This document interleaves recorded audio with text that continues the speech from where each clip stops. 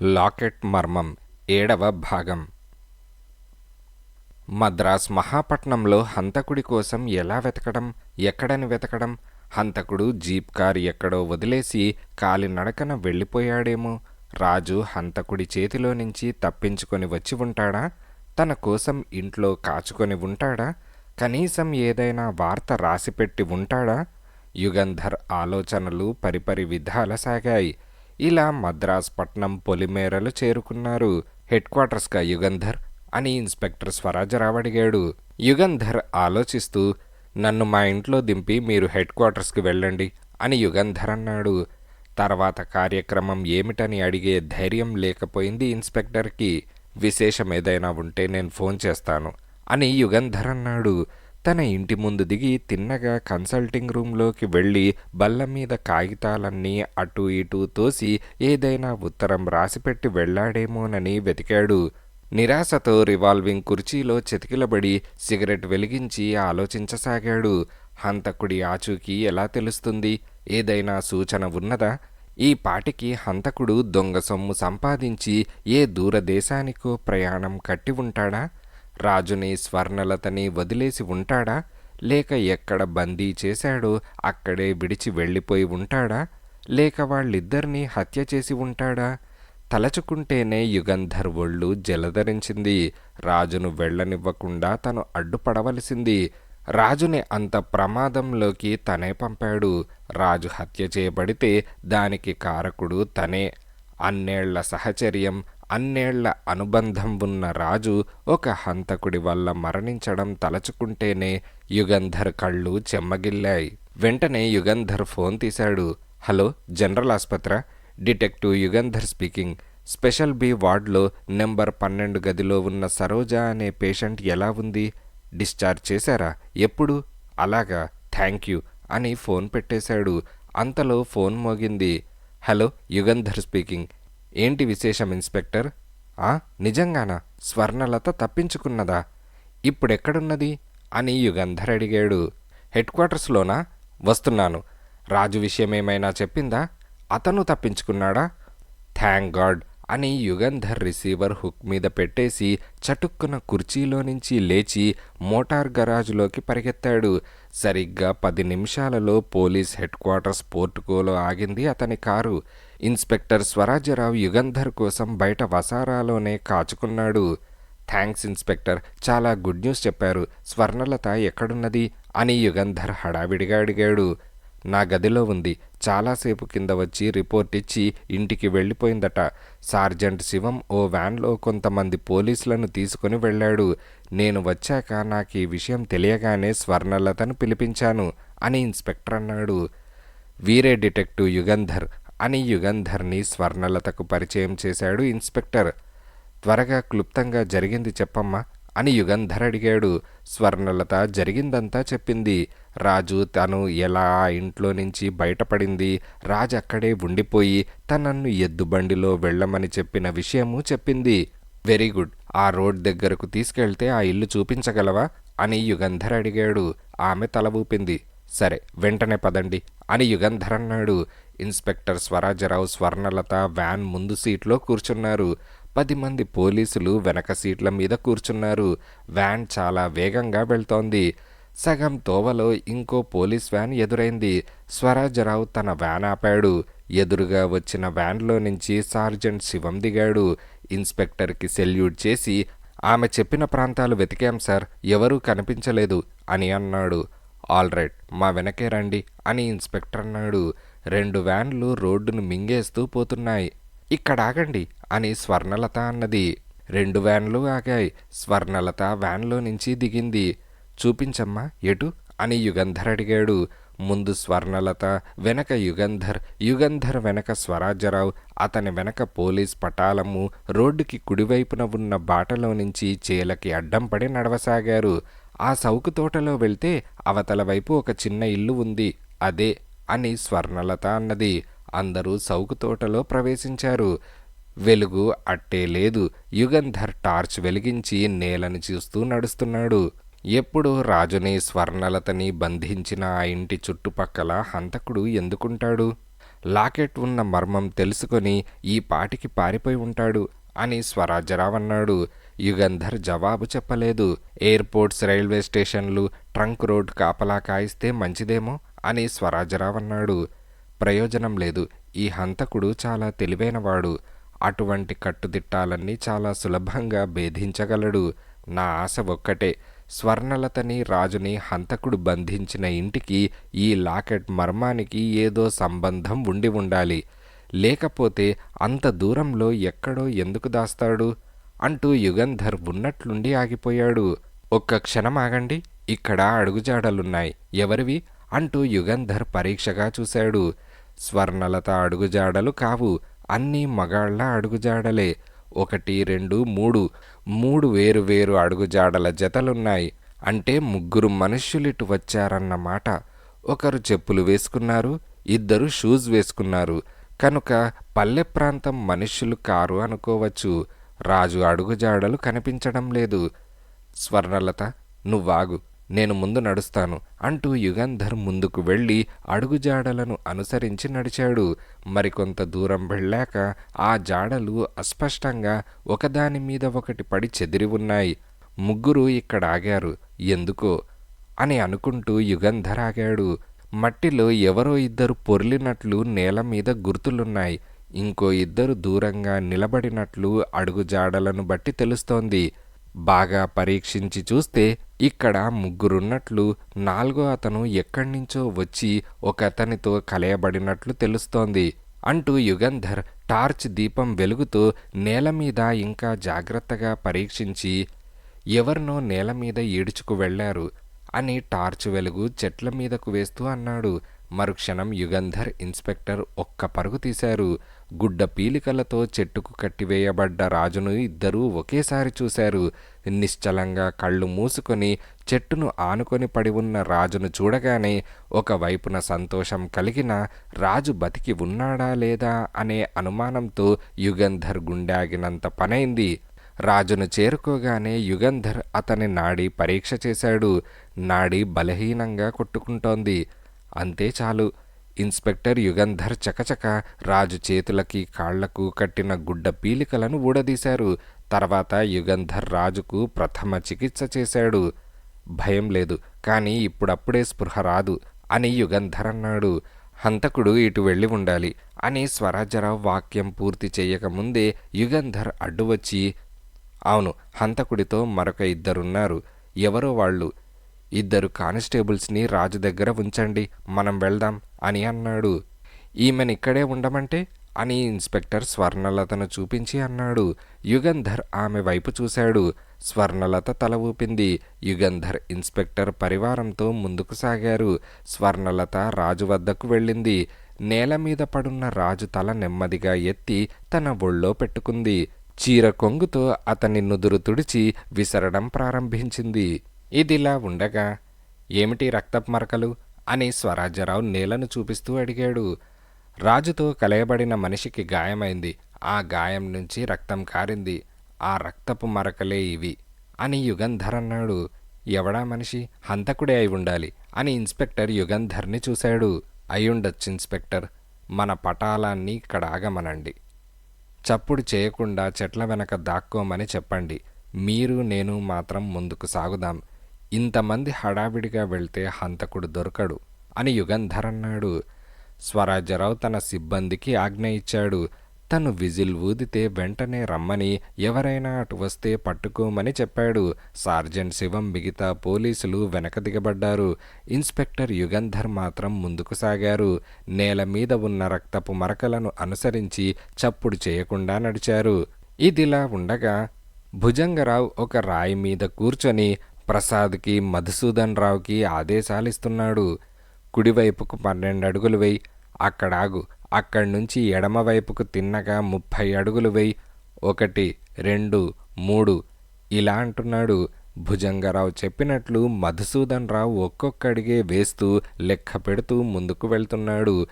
27 అడుగులు వేసి ఆగిపోయాడు. ఇక ముందు అడుగు ఎలా వేయడం అని అడిగాడు. భుజంగరావు రాతి మీద నుంచి లేచి మధుసూదన్ రావు దగ్గరకు వెళ్ళి, తప్పు లెక్క పెట్టావా అని గర్జించాడు. పోనీ మళ్ళీ లెక్క పెడతాను అని ప్రసాద్ అన్నాడు. మళ్ళీ ఇంటి వెనక గుమ్మం నుంచి 12 అడుగులు కుడివైపుకి, అక్కడి నుంచి ఎడమవైపుకి 27 అడుగులు నడిచేటప్పటికి ఒక పెద్ద గానుగ చెట్టు అడ్డమైంది. నాకు తెలుసు, ఇలాంటి అడ్డేదో తగులుతుందనే మీ ఇద్దరిని పిలుచుకు వచ్చాను అని భుజంగరావు అన్నాడు.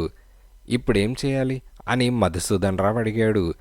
నేనేం చేయలేను, కాలికి గాయం కూడా తగిలింది. చేసేదేదో మీరే చేయాలి. ఈ ఇంట్లో ఎక్కడో గొడ్డలి గుణపము ఉంటాయి, వెతికి తీసుకురండి అని భుజంగరావు అన్నాడు. ప్రసాద్ మధుసూదన్ రావు వెనక్కు తిరిగారు. త్వరగా రండి అని భుజంగరావు కేకవేశాడు. మధుసూదన్ రావు ప్రసాద్ ఆ ఇంటి వైపు పరిగెత్తారు. ఇద్దరు గొడ్డలి గుణపము పట్టుకొని 5 నిమిషాలలో తిరిగి వచ్చారు. ఒక పక్క నుంచి చెట్టు మొదలు నరకండి అని భుజంగరావు అన్నాడు. ప్రసాద్ మధుసూదన్ రావు కోపంతో భుజంగరావుని చూశారు. కానీ తప్పలేదు.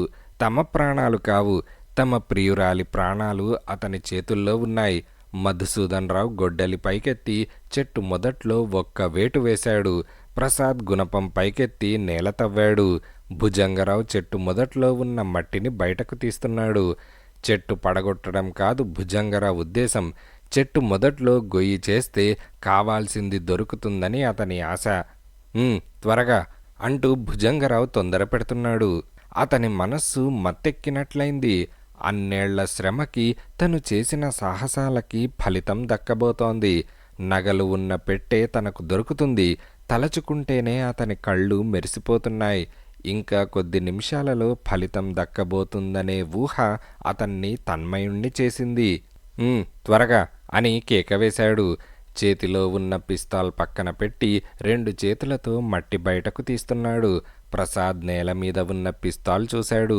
లోలోన నవ్వుకున్నాడు. ఆగండి అని భుజంగరావు అరిచాడు. అతను వణికిపోతున్నాడు. ఆగండి అని అరిచినప్పుడు అతని గొంతు బొంగురుపోయింది. గోతిలో నుంచి భుజంగరావు ఒక పెట్టె బయటకు లాగాడు. 1 అడుగు వెడల్పు, 1/2 అడుగు ఎత్తు, 1.5 అడుగు పొడుగు ఉన్న ఇనప పెట్టె అది. ఆ పెట్టె మీద పేరుకున్న మట్టి దులిపి శుభ్రం చేశాడు. పెట్టె మూత తెరవడానికి ప్రయత్నించాడు. రాలేదు. తాళం వేసున్నది.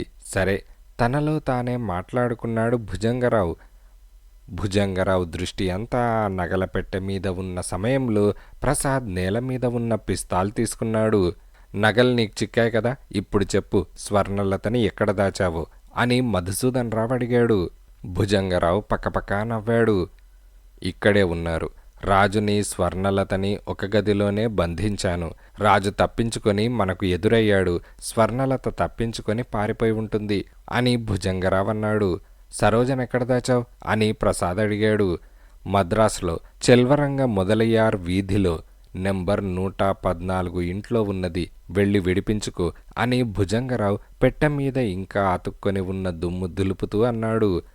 ఆ పెట్టె కింద పెట్టు అని ప్రసాద్ గర్జించాడు. భుజంగరావు ఉలిక్కిపడి తలెత్తి చూశాడు. ప్రసాద్ చేతిలో ఉన్న పిస్తాల్ సూటిగా తన ఛాతీ మీదకి గురిపెట్టి ఉన్నది. ఏమిటది, నా పిస్తాలేనా అని భుజంగరావు కోపంగా అడిగాడు. అవును, నువ్వు ఆ నగల పెట్టె సంపాదించే హడావిడిలో దీన్ని నేల మీద పెట్టావు అని అన్నాడు. నన్నెందుకు బెదిరిస్తున్నావు? నీ సరోజ ఎక్కడున్నదో చెప్పానుగా అని భుజంగరావు బెదిరిపోతూ అన్నాడు. నగలు తన చేతికి దొరికినంత కాలము భుజంగరావు అంతులేని ధైర్య సాహసాలు చూపాడు. అప్పటి వరకు ఆ నగల కోసం అంత తెగించిన మనిషి, ప్రాణాన్ని అనుక్షణము ప్రమాదాల్లో పెట్టుకున్న మనిషి, ఆ నగల పెట్టె చేతికి చిక్కగానే పూర్తిగా మారిపోయాడు.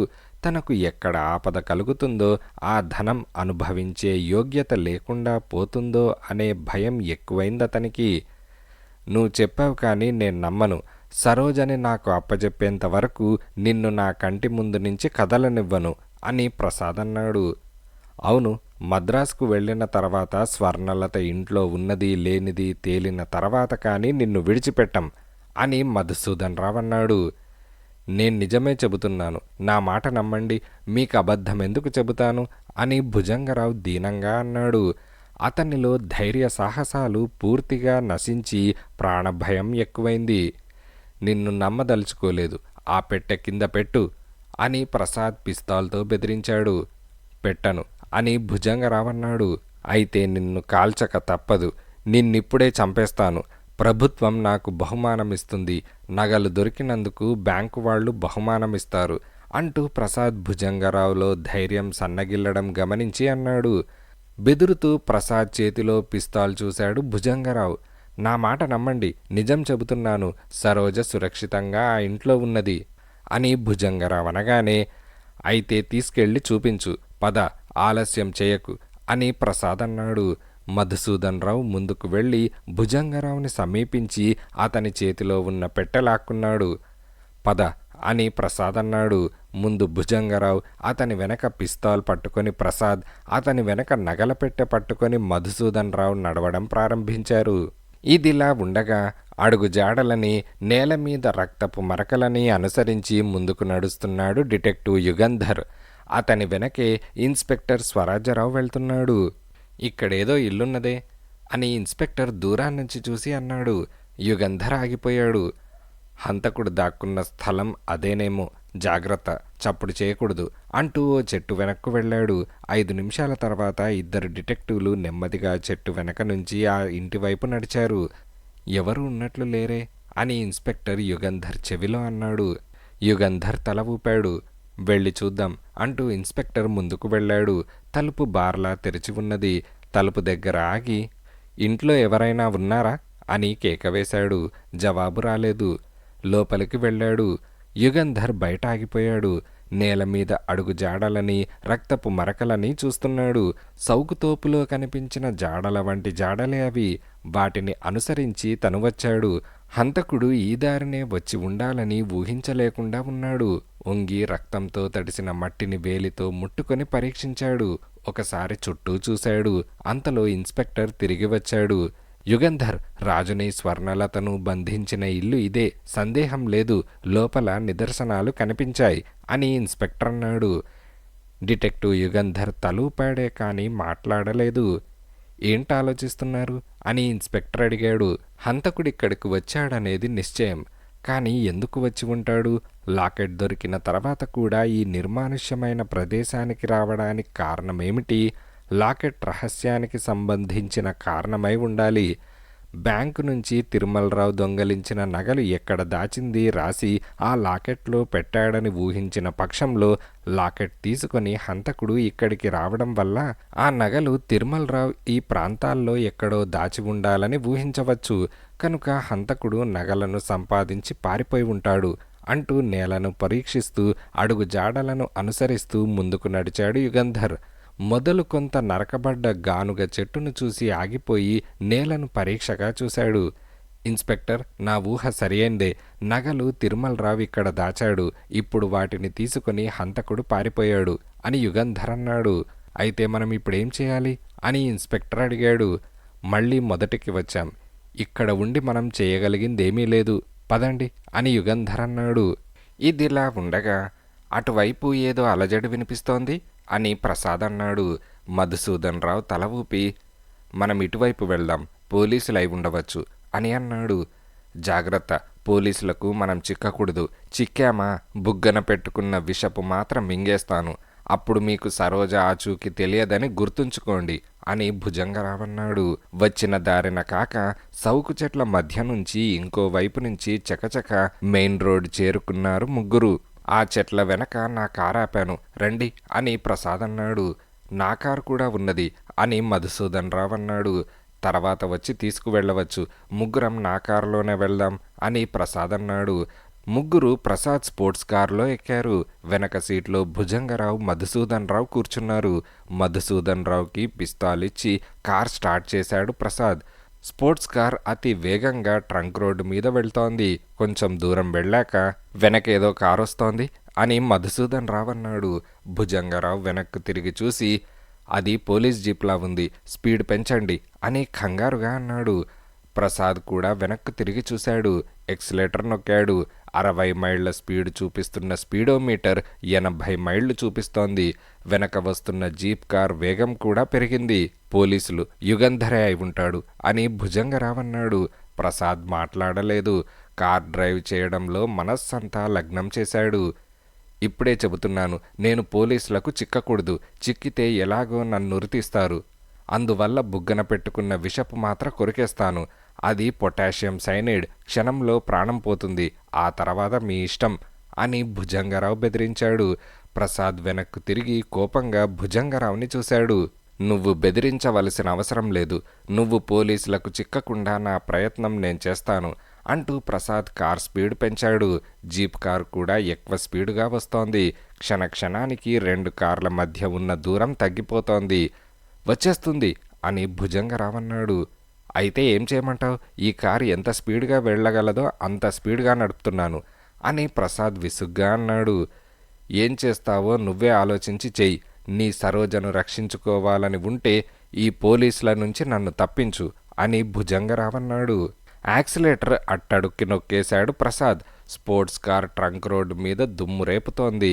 వెనక వస్తున్న జీప్ కారులో వారికి ఆ దుమ్ములో నుంచి ఏమీ కనిపించకపోయినా స్పీడ్ తగ్గించలేదు. స్పోర్ట్స్ కార్ని సమీపిస్తోంది జీపు. ఆ పిస్తాల్ ఇలా ఇవ్వు అని భుజంగరావు మధుసూదన్ రావుతో అన్నాడు. ఎందుకు అని అతను అడిగాడు. జీప్ కార్ టైర్లను పేలుస్తాను అని భుజంగరావు అనగానే ప్రసాద్ నవ్వుతూ ఇవ్వకు అని మధుసూదన్ రావుకి చెప్పి, నీ పిస్తాల్ గుండికి జీప్ కార్ టైర్లు బద్దలైతే వాళ్ల పిస్తాళ్ల గుళ్లకు మన కార్ టైర్లు మాత్రం బద్దలు కావు, పిచ్చి వేషాలు వేయకు అని అన్నాడు. మధుసూదన్ రావు భుజంగరావు వెనక్కు తిరిగి చూస్తున్నారు. వాళ్లకి జీపు కనిపించడం లేదు, కానీ ఇంజన్ హోరు వినిపిస్తోంది. జీపు కనిపించకుండా దుమ్ము రేగింది. జీపు కనిపించడం లేదు అని భుజంగరావు అన్నాడు. గుడ్ అని ప్రసాద్ అన్నాడు. ఎడమవైపు ఓ చిన్న రోడ్డు కనిపించింది. చటుక్కున కారటు తిప్పాడు ప్రసాద్. ఆ రోడ్డు మీద కొంచెం దూరం వెళ్ళి మళ్ళీ వెనక్కు తిప్పాడు. మలుపు తిరగడంలో జీప్ వస్తున్నట్టు చూడలేదు. జీపు తిన్నగా వెళ్ళిపోయింది. ఆ రోడ్డు ఎక్కడికి వెళ్తుందో మనకు తెలియదు గనక వెనక్కు వెళ్దాం అని ప్రసాద్ అన్నాడు. వద్దు, జీప్ వెనక్కు రావచ్చు అని భుజంగరావు అనగానే, అందుకే వెనక్కు వెళ్దాం, వెనక్కు వస్తే ఈ రోడ్డు మీద మనం వెళ్ళినట్లు తెలుస్తుంది.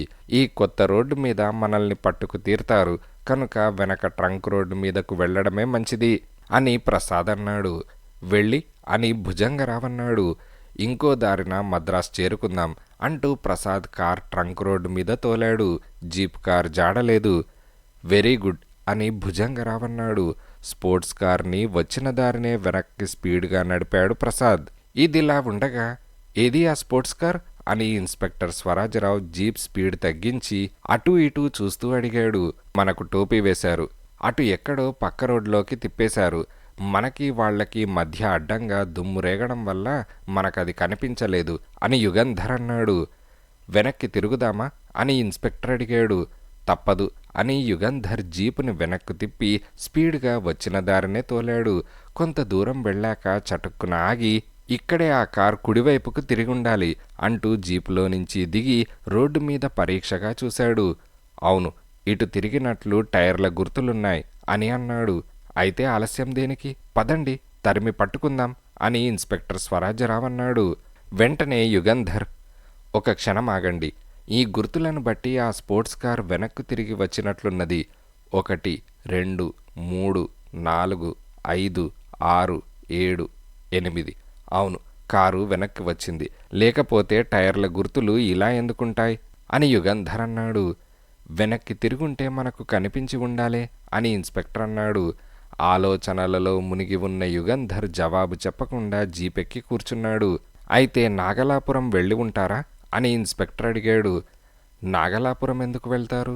మధ్యదారిలో ఎక్కడో మద్రాసుకు వెళ్లే రోడ్డుకి తిరుగుతారు. ఆ కార్ ప్రసాద్ది. ప్రసాద్ హంతకుడితో ఉన్నాడు. ఇంకో మనిషి కూడా ఉన్నట్లు అడుగుజాడల వల్ల తేలింది. అతను మధుసూదన్ రావు అయి ఉంటాడు. హంతకుడికి ఆ ఇద్దరూ ఎందుకు సహాయం చేస్తున్నారో ఊహించడం కష్టం కాదు అని యుగంధర్ అనగానే, ఎందుకు అని ఇన్స్పెక్టర్ అడిగాడు. ఎందుకైతే నేను హంతకుణ్ణి చేతులారా వదిలిపెట్టానో అటువంటి కారణం వల్లే అని యుగంధర్ జీప్ మద్రాస్ వైపు తోలాడు. ఇటు వెళ్తున్నారేం, ఆ స్పోర్ట్స్ కార్ని వెంబడించవద్దు అని ఇన్స్పెక్టర్ స్వరాజరావు అన్నాడు. ప్రయోజనం లేదు, మనకు చిక్కడు అని యుగంధర్ అన్నాడు. అయితే ఏం చేద్దాం అని ఇన్స్పెక్టర్ అడిగాడు. మద్రాస్కి వచ్చే ట్రంక్ రోడ్లన్నీ కాపుకాయమని హెడ్ క్వార్టర్స్కి ఫోన్ చేయండి. ఎర్రని స్పోర్ట్స్ కార్ బయట ఊరు నుంచి వస్తుందని చెప్పి దాన్ని కనుచూపు మేరలో ఉండి వెంబడించమనండి. దానిని ఆపవద్దని గట్టిగా చెప్పండి. రేడియో వ్యాన్ తీసుకువెళ్ళి ఆ ఎర్ర స్పోర్ట్స్ కార్ ఎక్కడికి వెళ్ళింది వైర్లెస్ ద్వారా హెడ్ క్వార్టర్స్కి తెలియజేయమనండి అని యుగంధర్ అన్నాడు. ఇదిలా ఉండగా, వెరీ గుడ్ ప్రసాద్, ఆ తిరుమలరావు కాక నీలాంటి వాడు ముందు నుంచి నాకు తోడుగా ఉన్నట్లయితే అసలిన్ని ఇబ్బందులు పడేవాణ్ణి కాదు అని భుజంగరావు స్పోర్ట్స్ కార్ మద్రాసు నగరం ప్రవేశించిన తర్వాత అన్నాడు. ప్రసాద్ మాట్లాడలేదు. అతని మనస్సంతా సరోజ గురించే ఆలోచిస్తోంది. ఈ దుర్మార్గుడు ఆమెనెక్కడ దాచాడు? బహుశా చేతులు కాళ్ళు కట్టి నోటిలో గుడ్డపీలికలు కుక్కి పడేసుంటాడు. దాహంతో ఆకలితో యమ బాధపడుతూ ఉంటుంది. ఈ విషయం తలుచుకుంటే భుజంగరావుని పీక పట్టుకొని నలిపేద్దామన్నంత కోపం వస్తోందతనికి. కానీ కోపం అణుచుకుంటున్నాడు. ఒకసారి కారిక్కడ ఆపండి అని మధుసూదన్ రావు అన్నాడు. ఎందుకు అని భుజంగరావు అనగానే, స్వర్ణలత ఇంటికి వచ్చిందేమో ఫోన్ చేసి కనుక్కుంటాను అని మధుసూదన్ రావు అనగానే ప్రసాద్ కారు ఒక పబ్లిక్ టెలిఫోన్ బూత్ వద్ద ఆపాడు.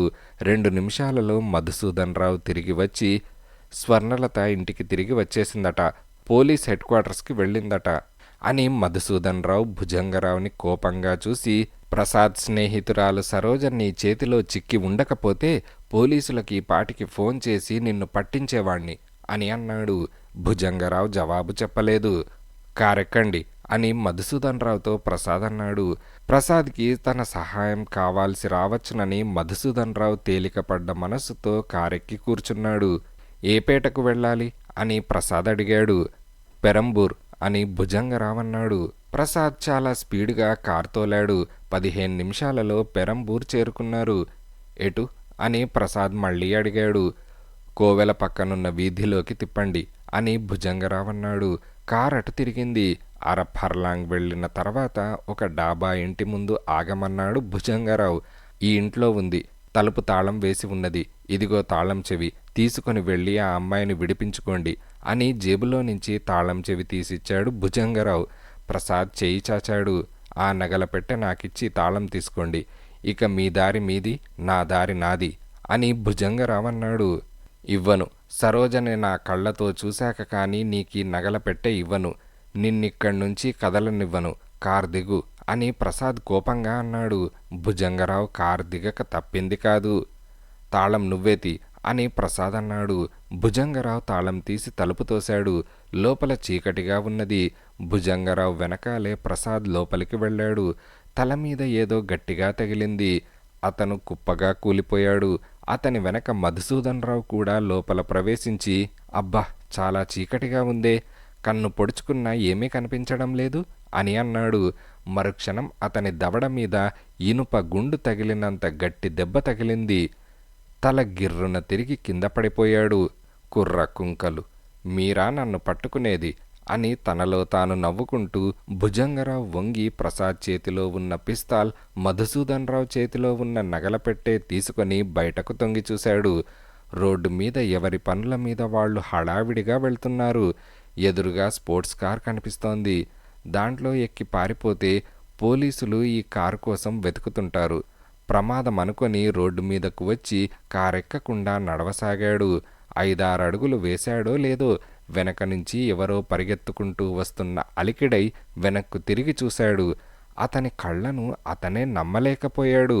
సరోజ! ఏ పిల్లనైతే చేతులు కాళ్ళు కట్టిపడేశాడో ఆ పిల్ల పరిగెత్తుకు వస్తోంది. జేబులో ఉన్న పిస్తాల్ మీద చెయ్యుంచాడు.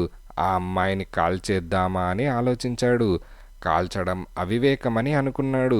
ఆ చప్పుడుకి రోడ్డు మీద జనమంతా తన వైపు తిరుగుతారు, తనను పట్టుకుంటారు, తప్పించుకుపోలేడు. కనుక కాల్చడం అవివేకం అనుకుని త్వరగా నడవడం ప్రారంభించాడు. ఆ అమ్మాయి ఇంకా త్వరగా పరిగెత్తుకు వస్తోంది. భుజంగరావు వెనక్కు తిరిగి చూడకుండా పరిగెత్తుతున్నాడు. ఆ అమ్మాయి దగ్గరకు వచ్చేస్తోంది.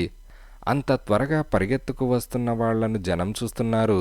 వెనక నుంచి వచ్చి అతని 2 చేతులు గట్టిగా పట్టుకొని, ఎక్కడికి వెళ్తున్నావు, వెళ్ళక ఆగు అని సరోజ కేక వేసింది.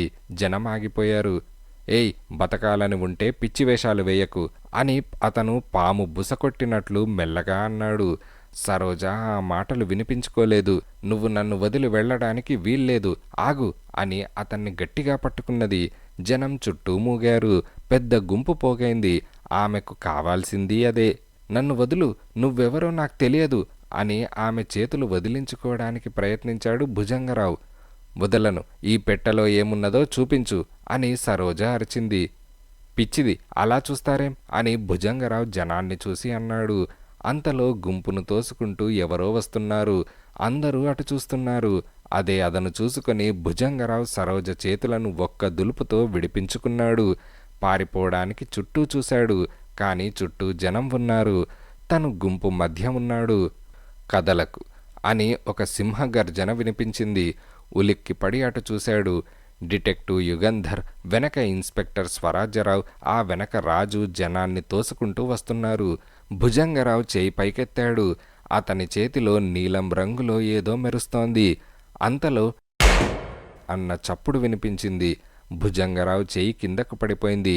అతని చేతిలో ఉన్న పిస్తాల్ కింద పడిపోయింది. యుగంధర్ చేతిలో పిస్తాల్లో నుంచి పొగ వస్తోంది. ఇక నీ ఆట కట్టింది అని యుగంధర్ అతన్ని సమీపించన్నాడు. ఇన్స్పెక్టర్ స్వరాజ్యరావు ఆలస్యం చేయకుండా జేబులో నుంచి సంకెళ్ళు తీసి భుజంగరావు చేతులకు తగిలించాడు. ఆ సమయానికి ప్రసాద్, మధుసూదన్ రావు పరిగెత్తుకుంటూ వచ్చారు. చేతులకు సంకెళ్ళు పడి కట్టె బొమ్మలాగా నిలబడ్డ భుజంగరావుని చూసి నోట్లో విషపు మాత్ర అని అంటూ ఉండగా యుగంధర్ ఆ విషయం అబద్ధమని చెప్పాడు. ఇంకా ఆలస్యం చేస్తారే, వ్యాన్ ఎక్కించండి అని ఇన్స్పెక్టర్ స్వరాజ్యరావు వెనకే వ్యాన్లో వచ్చిన కానిస్టేబుల్స్తో అన్నాడు. వాళ్ళు భుజంగరావుని తీసుకొని వెళ్ళిపోయారు. ఇదిలా ఉండగా భుజంగరావుని లాకప్లో పెట్టి 15 రోజులైంది. అతని మీద హత్య, దోపిడీ ఇంకా అనేక నేరాలు మోపి ఛార్జ్ షీటు ఫైల్ చేశారు. తనకు మరణశిక్ష తప్పదని అతనికి తెలుసు. అందుకే చేసిన నేరాలు ఒప్పేసుకుంటూ వాంగ్మూలం రాసిచ్చాడు. డిటెక్టివ్ యుగంధర్ తన కన్సల్టింగ్ రూంలో కూర్చొని ఫైల్స్ తిరగేస్తూ ఉండగా తలుపు తట్టిన చప్పుడైంది. ఎస్, కమిన్ అని అన్నాడు. ప్రసాద్, సరోజ లోపలికి వచ్చారు. వాళ్ళిద్దరినీ నవ్వుతూ చూసి కంగ్రాచులేషన్స్ అని యుగంధర్ అన్నాడు. ప్రసాద్ ఉలిక్కిపడి మీకెలా తెలుసు అని అడిగాడు. రాజు నవ్వి డిటెక్షన్ అవసరం లేదు, మీ ఇద్దరి మొహాలు చూస్తేనే తెలుస్తుంది. ఎప్పుడు అని అడిగాడు. ఎల్లుండి పొద్దున నా ఇంటికే రిజిస్ట్రార్ వస్తాడు. మీరిద్దరూ తప్పకుండా రావాలి అని ప్రసాద్ అన్నాడు. ఓ, తప్పకుండా వస్తాం. బ్యాంకు వాళ్ళు ప్రకటించిన 50,000 రూపాయల బహుమానము సరోజకు వస్తుంది. ఆమెగా చివరికి హంతకుణ్ణి పట్టుకున్నది. మీ వివాహానికి వచ్చేటప్పుడు అది తెస్తాను అని యుగంధర్ నవ్వుతూ అన్నాడు. రాజు, నీతి న్యాయాలకు తుది విజయం తప్పదని మరొకసారి రుజువైంది అని యుగంధర్ వెళ్ళిపోతున్న వధూవరులను చూసి అన్నాడు. ఇంతటితో లాకెట్ మర్మం అనే కథ సమాప్తం.